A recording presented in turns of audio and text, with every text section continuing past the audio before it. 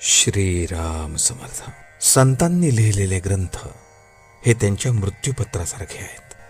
संतांना ग्रंथ लिहिण्याची मुळीच हौस नसते. नाईलाज म्हणून ते ग्रंथ लिहित असतात. तुम्हाला असे वाटते का की नाथांनी आणि समर्थांनी ज्ञानेश्वरीची पारायणे करून नंतर आपले ग्रंथ लिहिले? त्यांचे ज्ञान स्वतंत्र असते आणि ते साक्षात भगवंतापासून आलेले असते. त्यामध्ये अर्थात मागील ग्रंथकारांनी सांगितलेल्या काही गोष्टी येणारच. संतांनी लिहिलेले ग्रंथ हे त्यांच्या मृत्यूपत्रासारखे आहेत.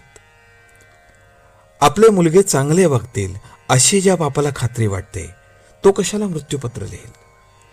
तशी ज्याला खात्री नसते तो नाईलाजाने मृत्यूपत्र लिहितो. त्याचप्रमाणे संतांनी हौसेने किंवा विद्वत्ता दाखवण्यासाठी ग्रंथ लिहिले नाहीत, तर आपल्यासारख्या जडजीवांचे कल्याण व्हावे ही तळमळ त्यांना होते म्हणून त्यांनी ग्रंथ लिहिले. पोथी, पुराणे, सत्पुरुषांचे ग्रंथ यांचा आपल्या जीवनाशी निकट संबंध असतो. असल्या ग्रंथांमध्ये ज्याचा व्यवहारामध्ये उपयोग करता येतो असा वेदांत सांगितलेला असतो. आपल्याला सुचणार नाहीत इतक्या शंका समर्थांनी घेऊन त्यांची उत्तरे दासबोधात दिली आहेत. परमार्थ न ऐकणारा दोषी आहे, पण तो ऐकत नसताना त्याला सांगणारा त्याहूनही दोषी समजावा. हा दोष पत्करूनही संत जगाला परमार्थ सांगत असतात, त्याचा फायदा करून घ्यावा. ग्रंथ वाचित असताना ध्येय जर परमार्थ प्राप्ती हे असेल तर त्यासाठी त्या ग्रंथात साधन कोणते सांगितले असेल इकडे लक्ष द्यावे. साधनाची योग्य निवड झाली की साध्य साधेलच. ज्या विषयात पारंगत व्हायचे तीच पुस्तके वाचणे जरूर असते. आमचे उलट होते. गणित विषय घेतो आणि वाचतो कादंबऱ्या, मग गणितात पास कसे होणार? परमार्थ हेच जर ध्येय असेल तर संतांच्या ग्रंथांचाच अभ्यास करावा, त्यांचेच श्रवण मनन करावे.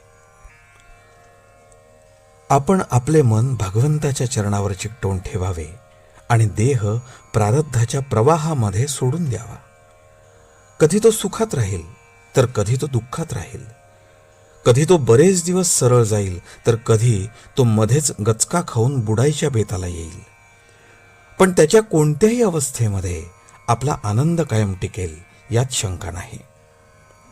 आपल्या देहाकडे आपण वेगळेपणाने पाहायला शिकले पाहिजे. मन द्यावे भगवंताला आणि देह द्यावा प्रारब्धाला, म्हणजे हे साधेल. देहाचे सुखदुःख वरवरचे असावे, ते आत शिरून मनावर परिणाम करता कामा नये.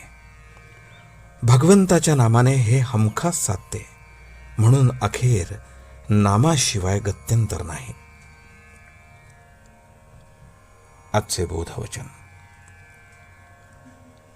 संताच्या ग्रंथाचा खरा अर्थ कृतीनेच कळेल.